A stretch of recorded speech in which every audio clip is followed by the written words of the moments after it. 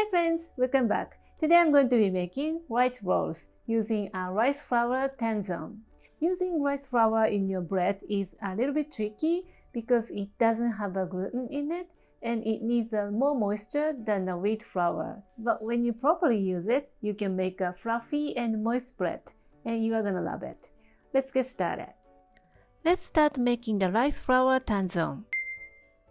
Put your rice flour into the frying pan and pour the milk. Whisk well and turn the heat to medium-low. Constantly stir and cook it until partially start curdling. Turn the heat off and give it a stir until it becomes a thick paste. Let it cool until slightly chilled. Put your flour and sugar and salt in your stand mixer bowl. Whisk well and add instant yeast. Pour in water and run the mixer until it looks like this. It looks like a dry, shaggy mess. Add rice flour tangzhong and let the mixer run until it comes to one lump for a couple of minutes. The temperature of the rice tangzhong is about 40 degrees Celsius at this point. And after it makes a dough, turn the speed to medium and knead for another 5 minutes. After 5 minutes, the dough looks like this. It contains less gluten than usual, so it's not stretched like a paper thin, but still you can see the gluten has developed. Add butter and knead for another couple of minutes.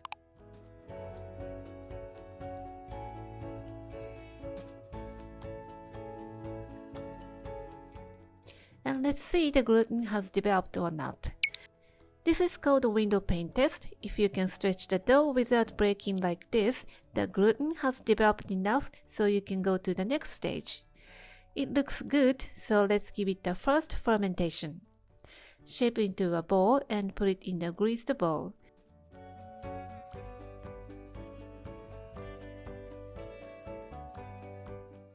Press it in a warm spot and let it rise until it doubles in volume. It passed 45 minutes, let's give it a finger test. When you poke the center of the dough with your dusted finger and the holes stay as it is good to go. Take it out onto the dusted working surface, weigh the dough if you want to make it into the same size. And cut the dough like W shape and make it into a rope. And divide the dough into 40 grams. You will have 17 to 18 balls. Shape into a ball. For the round shape, you don't have to take bench rest. Just shape into a ball and press it on a baking tray.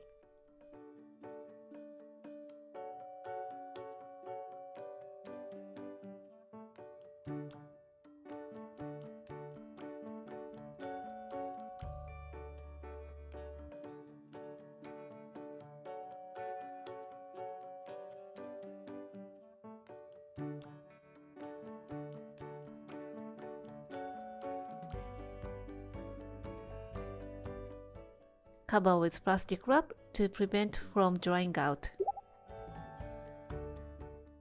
And I made a small dog band shape. Take one dough after 5 minutes of bench resting, tap the dough to flatten, and roll them into oval shape. Fold in 3 and then fold in half. Pinch to seal the end.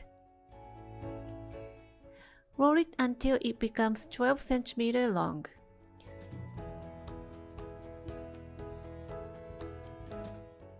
And press it on the baking tray.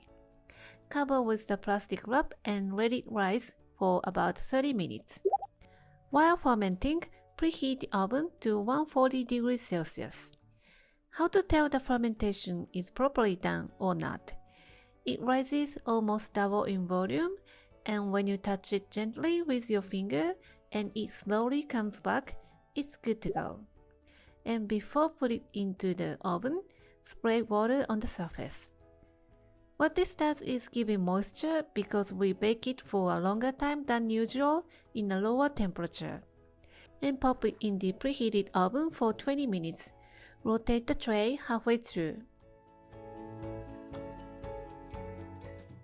And it's done. You can serve as it is as the dinner rolls. You can surprise people with the melt in your mouth texture. I will make sandwiches. For the dog buns, I'm gonna make a egg salad sandwich. The filling is silky smooth to match the roll's moist and soft texture. Sandwich a generous amount of egg filling.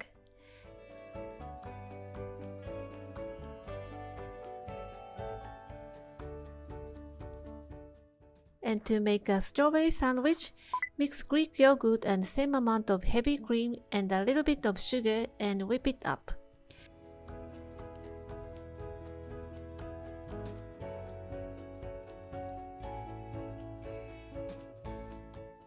And sandwich generous amount of yogurt cream and strawberries and apply the sliced strawberries.